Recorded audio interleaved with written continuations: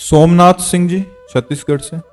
राधे राधे महाराज जी। महाराज जी, जब हम भक्ति के मार्ग पर कदम रखते हैं तो अंदर धीरे धीरे अहंकार का भाव आ रहा है महाराज जी, ऐसे में हाँ, इसमें विचार करना चाहिए कि हमारे ऊपर भगवान की कृपा हुई है तब हम भक्ति मार्ग में कदम रखा है।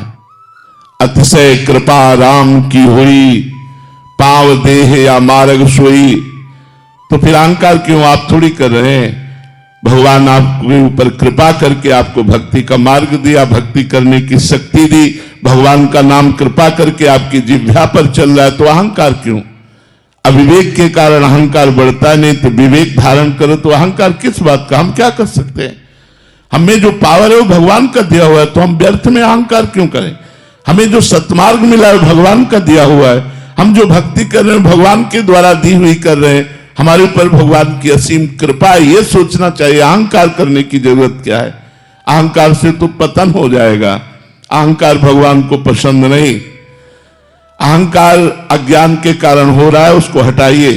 भगवान की कृपा है, आपके द्वारा जो भक्ति हो रही है, हाँ बिल्कुल, अगर अहंकार रखेंगे तो जो हो रही है वो भी छूटती चली जाएगी और काम क्रोध आदि आपके ऊपर हावी हो जाएंगे, गिर पड़ोगे। जिसने जिसने अहंकार किया उसे मुंह की खानी पड़ी। अहंकार का त्याग करो, अहंकार ठीक नहीं है।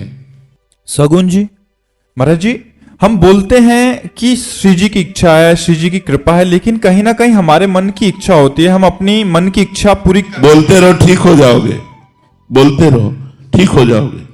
हम अपनी इच्छा को दबा के श्री जी की इच्छा बोलते रहे धर्म में। श्री जी की इच्छा कभी पाप में नहीं, धर्म में। तो हमारी जो अंदर की इच्छाएं वो धीरे धीरे समर्पित होती जाएंगी। हम पहले वाणी से तो बोलते रहे श्री जी की बड़ी कृपा है, श्री जी की बड़ी कृपा है, श्री जी की आज इच्छा से ये वृंदावन आना हुआ, श्री जी की इच्छा से परिक्रमा लग गई, श्री जी की इच्छा से आज सत्संग में हम बैठे हैं, श्री जी की इच्छा।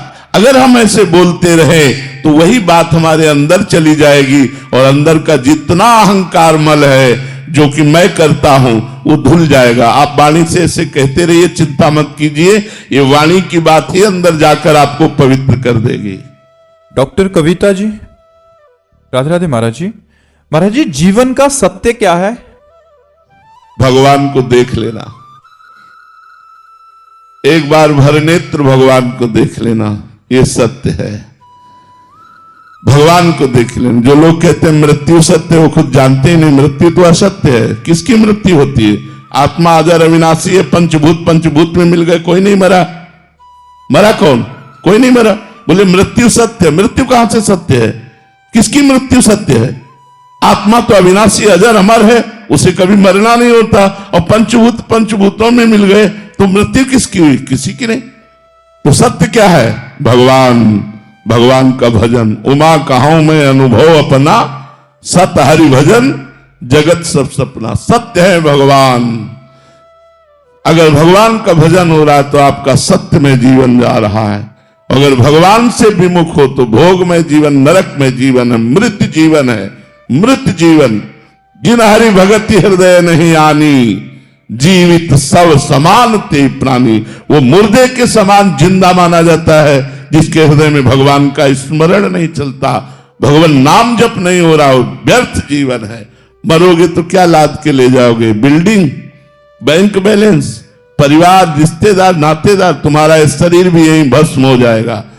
4 दिन की चांदनी देखो, 40 वर्ष व्यतीत हो गए, 50 वर्ष व्यतीत हो गए, पता नहीं चला। अब पता नहीं कितनी श्वासें हैं, उनमें भी कौन सा रोग आने वाला है।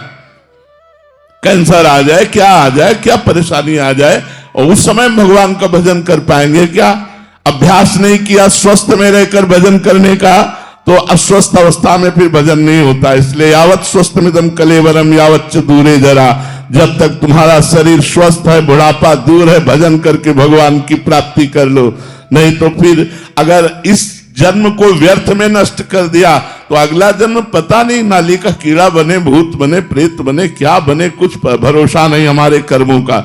जब इतना बड़ा महात्मा एक हिरन के चिंतन में अगला जन्म हिरन का पा सकता है, तो हम लोग सुअर कुत्ता बन जाए तो कौन सी बड़ी बात है। इसलिए होश में निरंतर भगवान का स्मरण करते हुए ये बात समझ लो कि हर श्वास, हर मिनट, हर घंटा, हर प्रहर, हर दिन, हर मास हर वर्ष वही सत्य है जिसमें भजन किया गया, भगवान से चित्त को जोड़ा गया। और अगर भजन नहीं किया गया तो हर श्वास व्यर्थ जा रही है, हमारा समय व्यर्थ जा रहा है। इसलिए सत्य है भगवान और भगवान का भजन।